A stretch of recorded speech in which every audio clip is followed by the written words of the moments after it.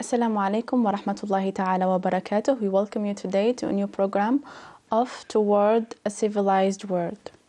Islam presented to the world a comprehensive model of life that brought to the woman from the abyss of humiliation and placed her at the Islamic pinnacle of greatness. It has given her pride and dignity.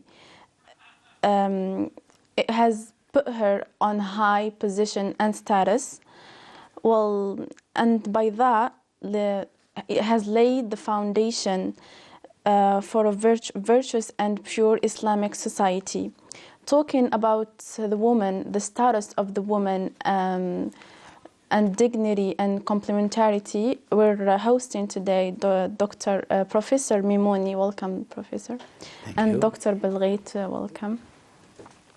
Starting our discussion, Dr. Mimouni, how does Islam view the status of women in society? Well, what a heated question, what a heated issue. What a heated issue. Indeed. Why it is a heated issue? Because it's a central issue in any social project. And the other thing is that there are a lot of discussion, polemics about the position of Islam about women. Then we have to, all people know that in the pre-Islamic situation, a woman or the girl, child girl, in a patriarchal society was buried alive because they preferred sons. Yes. You see? The other thing, women, they had no consideration. Why we said dignity first? Because this woman would be sold like as another a person. As a slave. She was sold when her husband would die, she was sold. You see? Then all these considerations make us think that the Islamic status has improved largely in the Islamic Ummah. And then why it is relevant today to speak about this topic? It is vital because any social philosophy, project of society, social system, state legislation is mentioning those conception of the woman and the rights of the woman.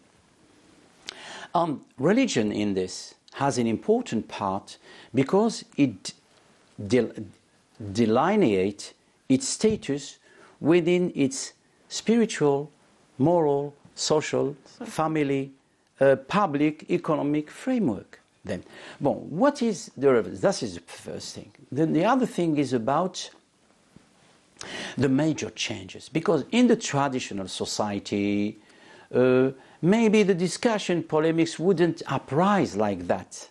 But we are changing. We are in a complete transitional situation. Yes. From a tradition to a modern, between brackets, society, and it has very important repercussions, implications about the family.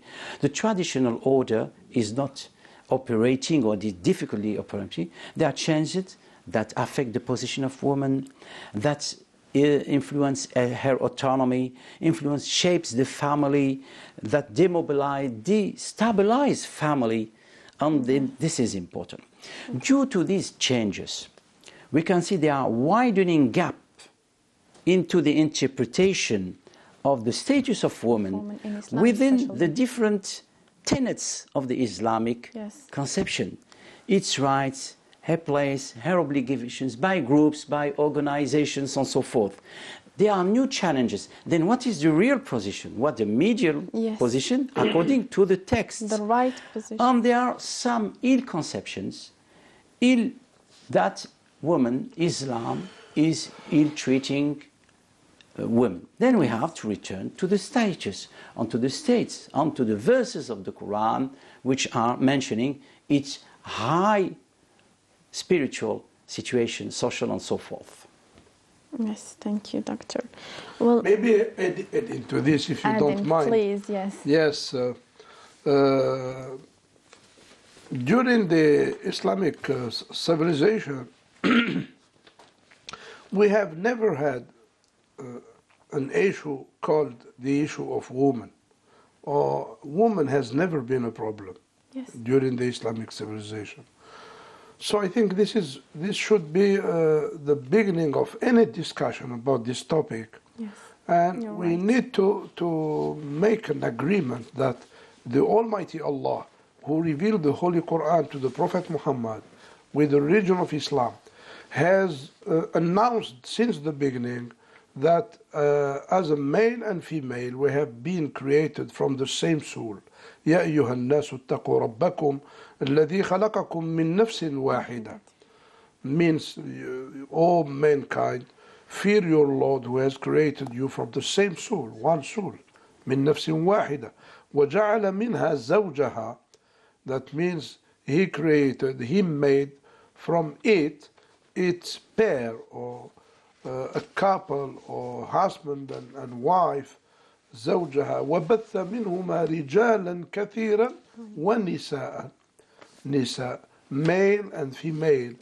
We have a surah, chapter in the Holy Quran called the Surah of Nisa, women.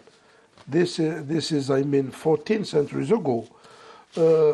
So in the Surah of Al-Hujurat, the Almighty Allah says, يا أيها الناس اتقوا ربكم الذي خلق يا أيها الناس إنا خلقناكم من تراب ثم من نطفة. In the Surah Al-Hujurat, Allah Ta'ala said, إنا خلقناكم من ذكر وأنثى. We have created you from a male and female. وجعلناكم شعوبا وقبائل. Allah Ta'ala gave us a phenomenon in the Surah Al-Layl, the chapter of the night. وَاللَّيْلِ إِذَا يَغْشَى وَالنَّهَارِ إِذَا تَجَلَّى. No one can discuss about the night and the day, the complementarity which exists between night and day. Allah has created the night to rest and the day to work. There is a complementarity. The problem between the night and the day is not a conflict or such a confronting situation. It is a kind of complementarity. And he said, وَمَا خَلَقَ الذَّكَرَ وَالْأُنْثَى إِنَّ سَعْيَكُمْ لَشَتَّى. It is like Sheikh al-Sha'rawi, rahimahullah, said, that as we agreed that the day, there is a complementarity between the day and the night, there is a complementarity between male and female. Human life cannot be stable with a male without female, or with a female without male. The Almighty Allah has created this life, human life, with this kind of complementarity between male and female. إِنَّ سَعْيَكُمْ لَشَتَّى, which means that your work, your specialty, your field of life should be different depending on your biological and physical abilities and capability. Yeah. So, as Professor Alexis Carrel mentioned in his book, famous book, The Man This Unknown, criticizing the Western civilization when they have eliminated this difference, when they did not take in consideration the differences between a male and female, right?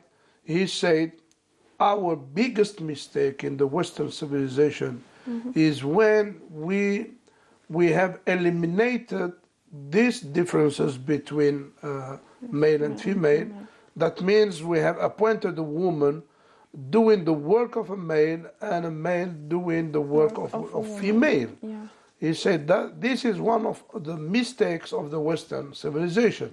Yeah. He said, إِنَّ كُلَّ خَلِيَّةٍ, translated to Arabic, إن كل خلية من خلايا المرأة تنطق بأنها أنثى. Means that every cell of a woman speaks that she is a female. So we have to take, because a woman can be pregnant, she needs to feed her baby, and etc. So a man doesn't do that. He has another kind of job.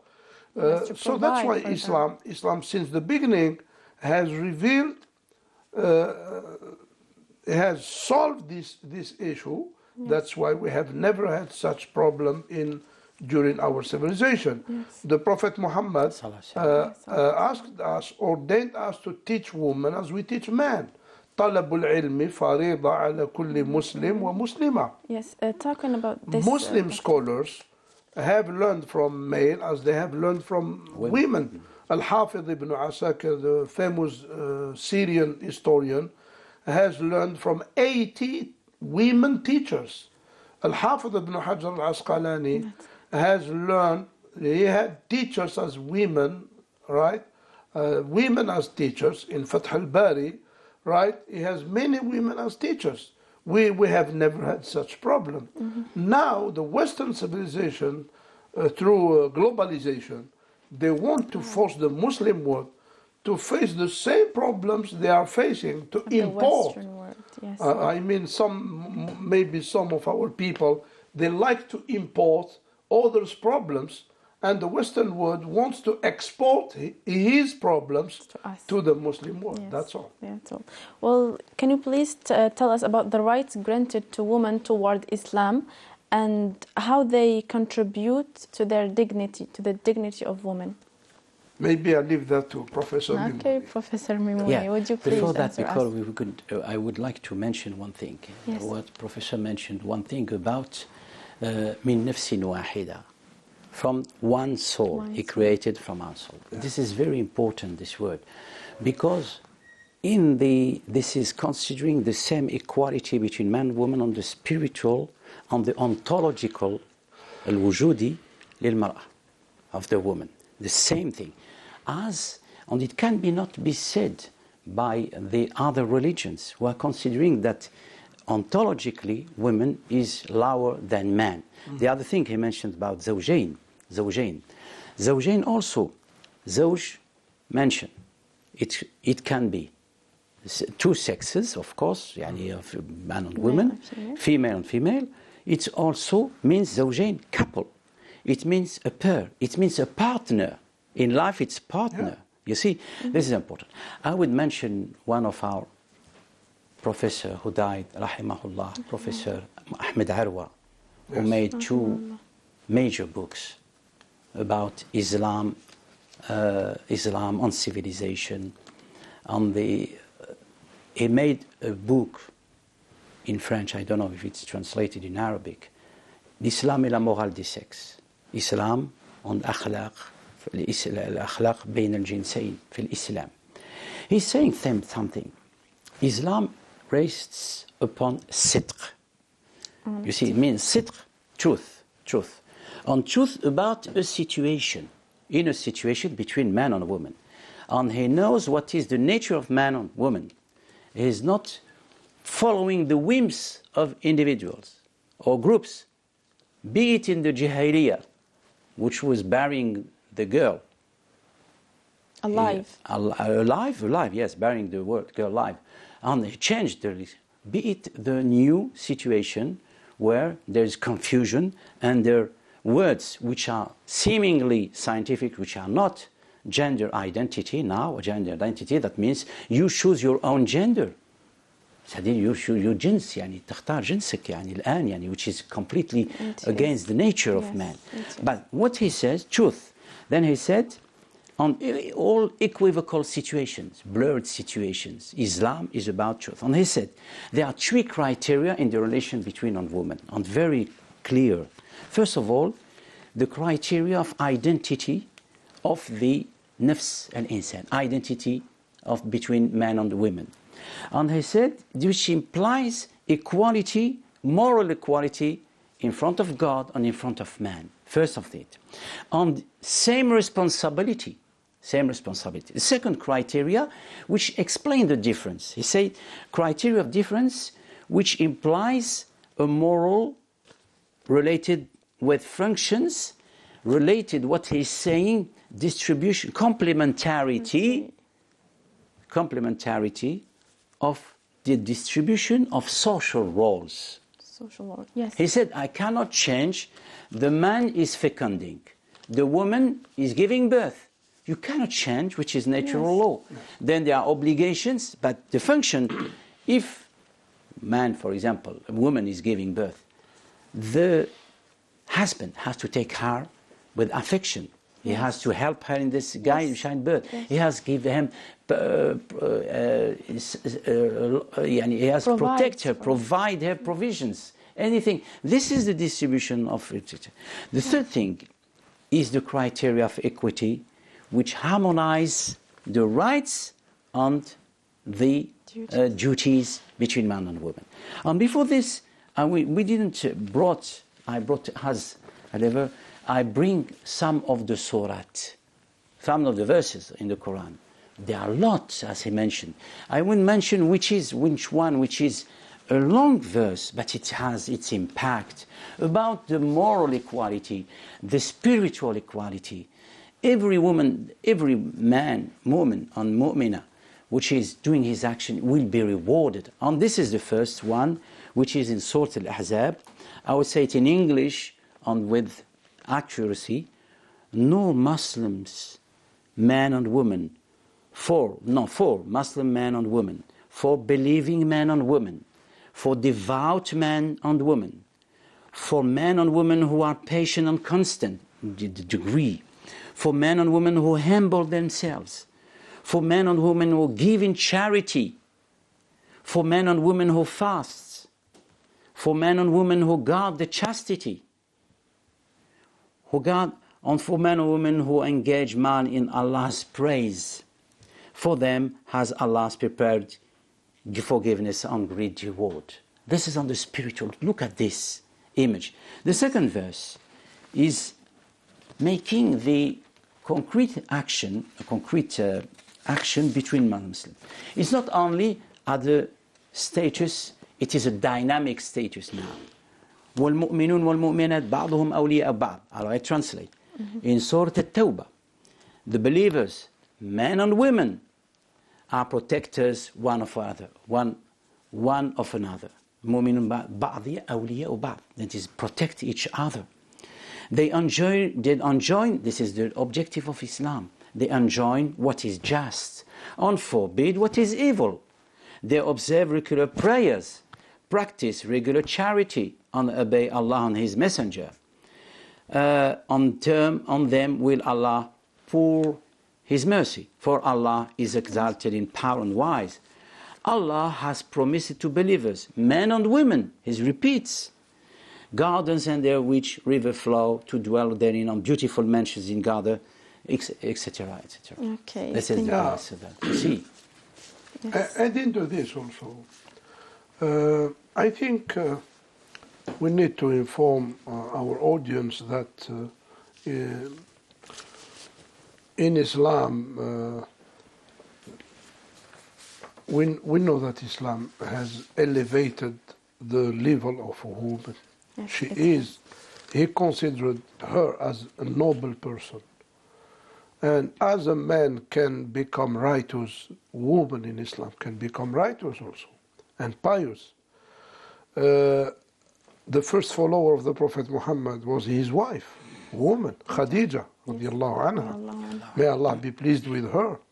She strengthened him, she motivated him, she supported him with her wealth. She put her wealth in the service of Islam and the Prophet, her husband. The first shaheed in Islam was a woman, Sumayya, the mother of Ammar ibn Yasir. The first martyr in Islam was a woman. The Holy Quran mentions about a woman who reached the level of righteousness, Mary, the mother of Jesus, peace be upon him. Yeah. The mother of Jesus, as a righteous woman, the Holy Quran gives her as an example. The Quran mentioned a woman who was successful in leading her people to embrace the truth. Bilqis, the queen of Saba, وَأَسْلَمْتُ مَعَ سُلَيْمَانَ لِلَّهِ رَبِّ الْعَالَمِينَ. She led her people to follow the Prophet Sulaiman, and to embrace the truth. She was successful. That means she was mature, as Sheikh Al-Ghazali said in his writings, how this woman was very successful. In the Islamic civilization, we have women who were successful in teaching, in educating, who is behind Ibn Badis, who is behind Al-Bashir al-Ibrahimi, who is behind our scholars, Ibn Taymiyyah, Al-Ghazali, Ibn Rushd. If I mention the list, mothers, their mothers, or their wives, right? That means this success of a man, as we say in Arabic, وَرَاءَ كُلَّ رَجُلَ عَظِيمٍ امْرَأَةٌ عَظِيمَةٌ. Behind a great man, always there is a great woman, right? So we believe in that strongly in Islam. That means a woman can reach a high level of righteousness and maturity. The Prophet Muhammad has elevated the level of women, the Sahabiyat. Among his companions, there were many women who were successful also, right?